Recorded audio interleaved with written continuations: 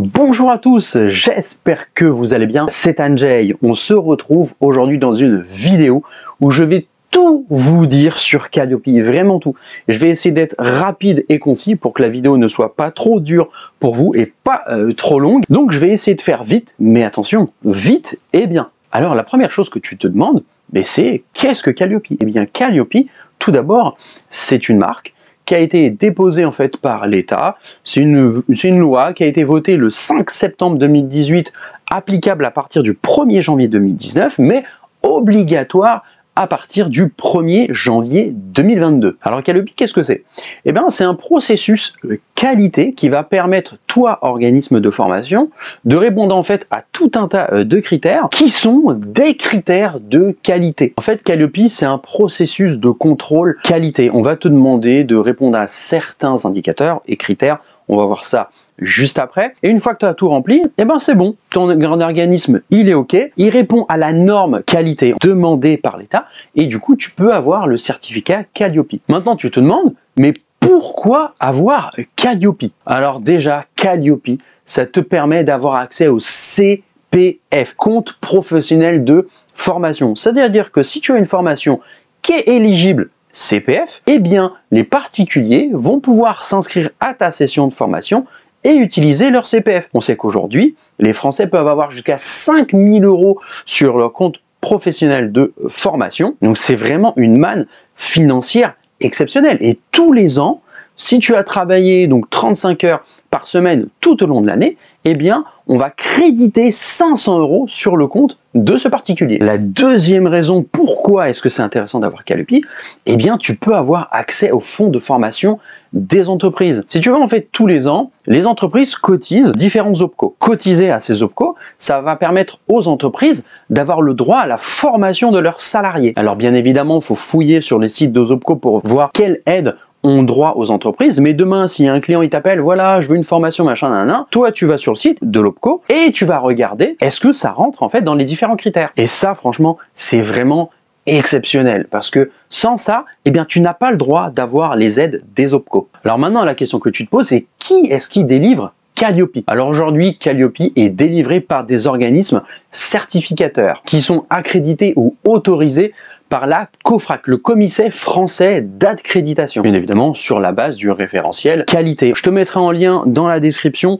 la liste en fait de tous les organismes certificateurs. Alors, il n'y a pas de bon ou mauvais certificateurs, ils se valent tous. Voilà, maintenant, franchement, t'es chaud, tout ça, t'as envie d'avoir Calliope et tu te demandes combien est-ce que ça coûte Calliope. Tu vas contacter l'organisme certificateur et ça te coûtera environ entre 1000 et 1500 € en fonction des options que tu vas choisir. Par exemple, est-ce que tu prends un audit blanc? Ça va te coûter à peu près 500 €. Et l'audit blanc, si tu n'es pas sûr de toi, franchement, c'est vraiment pas mal parce que ça te permet de te préparer au vrai audit. Donc maintenant, tu te dis, comment est-ce que je peux faire pour avoir Calliope? Précédemment, je t'ai parlé de critères. Mais avant de parler de ces critères, il faut que tu fasses ce qu'on appelle une NDA. Une NDA, en fait, c'est une déclaration d'activité. Tu vas aller sur un site que je vais te mettre en description, tu vas rentrer différentes informations et ensuite, là, tu vas obtenir ta NDA, à peu près entre une semaine et un mois. Moi, mon collègue, il a mis une semaine à l'avoir. Moi, j'ai mis un mois. On va savoir pourquoi est-ce qu'il y a une telle disparité. Donc ensuite, une fois que tu as cette NDA, en parallèle, bien évidemment, tu peux commencer à faire ce que je te dis, c'est préparer un dossier. Dans ce dossier, il va y avoir 7 critères différents. Dans ces 7 critères, il va y avoir 32 indicateurs. Alors, bien évidemment, tu ne dois pas tous les remplir, mais en moyenne, pour une formation classique, il va falloir remplir 23 indicateurs. Je peux te donner quelques exemples d'indicateurs. Par exemple, le premier, c'est que l'information sur ta formation soit librement accessible, la plupart du temps grâce à un site internet par exemple. Mais tu n'es pas obligé, tu n'es pas obligé d'avoir un site internet. Par exemple, dans l'indicateur 19, on va te demander des exemples de slides que tu as pour tes formations. Les indicateurs 23 à 25, par exemple, ça va être tout ce qui concerne la veille. Le 26, ça va être pour le handicap, par exemple. Voilà, bon écoute, je vais pas tous te les faire. Mais voilà, je t'ai donné quelques exemples assez simples. Bon voilà, maintenant, tu vois, je te sens chaud, voilà, je t'ai expliqué plein de trucs, tout ça, et tu te dis, combien de temps est-ce que ça prend, du coup, à faire ce dossier? Alors, ça va dépendre de plusieurs facteurs. Déjà, ça va dépendre de ta motivation. Si tu es à 100% dans le montage de ton dossier, ça peut aller très très vite. Mais voilà, si tu fais ça à côté d'une autre activité, bah ça peut prendre vraiment du temps. Et puis au-delà de ça, ça dépend de la pertinence en fait des documents que tu vas trouver sur internet. Moi je dirais que le temps est variable, c'est je pense à peu près 2 semaines et le maximum c'est je pense jusqu'à 3 mois. Tout dépend vraiment de l'énergie en fait que tu mets dans la création de ce dossier. Alors bien évidemment, si tout ça te fait peur, n'hésite pas à me contacter puisque je propose des accompagnements Calliope. Et moi, ce que je te garantis, c'est en 2 semaines, ton dossier sera prêt. Et une fois que ton dossier sera prêt, eh bien, tu pourras contacter un organisme certificateur. Bien évidemment, je t'en recommanderai un parce que je travaille avec eux régulièrement et ils sont vraiment très professionnels. Alors, qui est concerné par Calliope? Eh bien, toutes les entreprises qui veulent donner des formations et avoir accès au CPF, mais également toutes les entreprises qui veulent avoir accès aux OPCO. Je sais pas, moi par exemple, demain, toi tu veux donner une formation sur la création d'entreprise, parce que c'est ce qui est assez populaire. Je vais te donner quelques exemples de formations. Par exemple, il y a la création d'entreprise. Si tu veux donner des formations sur Excel, Outlook, etc. Toute la suite Office 365. Bonjour à tous chers collègues et bienvenue sur Doron. Eh bien, pour avoir accès au CPF, il faut que tu aies Calliope, il faut que tu ensuite t'inscrives sur France Compétences, mais ça on en parlera juste après.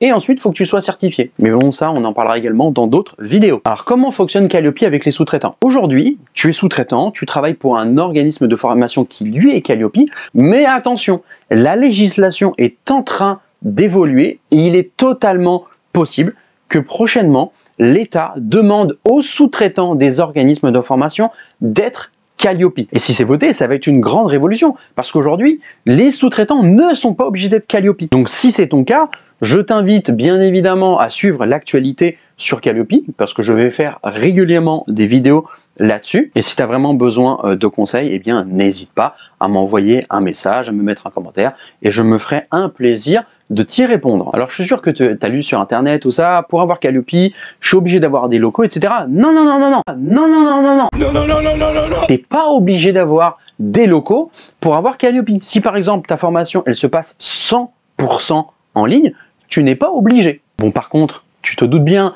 si tu as des formations en présentiel, oui, là, tu vas être obligé d'avoir des locaux. Alors, Calliope, comment ça marche? Admettons, voilà, tu as monté ton petit dossier Calliope, tu t'es fait auditer par un organisme certificateur et tu te dis, super, c'est bon, maintenant, je vais pouvoir avoir accès au CPF tout de suite. Non, non, non, non, non, non. C'est pas comme ça que ça fonctionne. Tu vas devoir t'enregistrer auprès de France Compétences. C'est un processus qui est très long et en plus, il faut être très minutieux parce que pour un rien, ils te disent non, c'est bon, on te prend pas. Alors par contre, si tu veux travailler avec des entreprises et avoir accès au fonds de formation des entreprises via les OPCO, ça, tu peux le faire vraiment tout de suite. Alors bien évidemment, si tu galères à obtenir une inscription chez France Compétences, je propose également un accompagnement là-dessus. Donc n'hésite pas à remplir le formulaire de contact qui est dans la description ou à m'envoyer un petit commentaire sur la vidéo. Bon, je t'ai parlé des OPCO tout à l'heure, je vais te faire un rappel sur ce que c'est. Tous les ans, en fait, les entreprises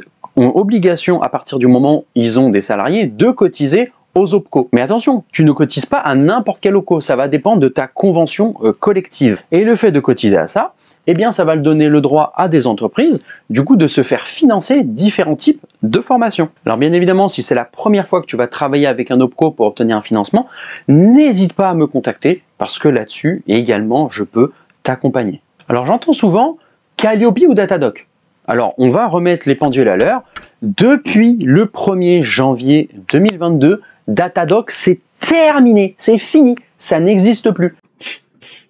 Même si tu vas sur le site internet, parce qu'il existe toujours, c'est terminé, ça ne fonctionne plus, il n'est plus accessible. Aujourd'hui, la norme c'est Calliope. Tu dois absolument avoir Calliope pour avoir les CPF et aussi pour avoir accès au fonds de formation des entreprises via les OPCO. Alors je t'ai parlé tout à l'heure rapidement sur les formations Excel, Outlook, etc. qu'il fallait se faire certifier. Donc c'est maintenant où je vais t'en parler. En fait, si tu veux, il y a deux types de formations qui n'ont absolument pas besoin de certificateur. C'est les formations création d'entreprise et les formations pour le permis de conduire. Toutes les autres formations, si tu veux avoir accès au CPF, tu es obligé d'avoir un certificateur. Alors je ne vais pas te donner la liste des certificateurs maintenant parce qu'il y en a tellement que c'est juste impossible. Alors si tu veux, aujourd'hui, il y a deux types de certificateurs. Il y en a qui sont inscrits au RS et les autres au RNCP. Le RS, c'est le régime spécifique. C'est une formation qui va développer une compétence. Typiquement, Excel, Outlook, etc. c'est une compétence. Donc tu devras trouver un certificateur qui est inscrit là-bas. Je te mettrai un lien dans la description pour trouver un certificateur en fonction de la formation que tu proposes. Ensuite, tu as le RNCP, Répertoire National de la Certification Professionnelle. Alors ça, ce sont des formations qui préparent à un métier. Admettons, tu donnes une formation pour que les gens puissent devenir développeurs web. Et bien là, tu devras te rapprocher d'un certificateur qui est au RNCP. Une fois que tu as trouvé ton certificateur, eh bien, tu vas devoir passer en fait un contrat avec lui. Il va falloir que tu fasses un dossier encore une fois. Bien évidemment, si tu galères, on peut t'accompagner là-dessus. Bon bah écoute, c'est tout pour cette vidéo. J'espère qu'elle t'a été utile. Si c'est le cas, tu sais qu'est-ce qu'il te reste à faire. Mettre un petit pouce bleu, t'abonner, me mettre en commentaire si je n'ai pas répondu à une question à laquelle tu te posais. Je me ferai le plaisir de faire une deuxième vidéo, au pire, complémentaire. Mais bon, normalement, j'ai répondu à 95% des questions que les gens se posent. Sur ce, je te dis à très bientôt. Ciao, bye bye.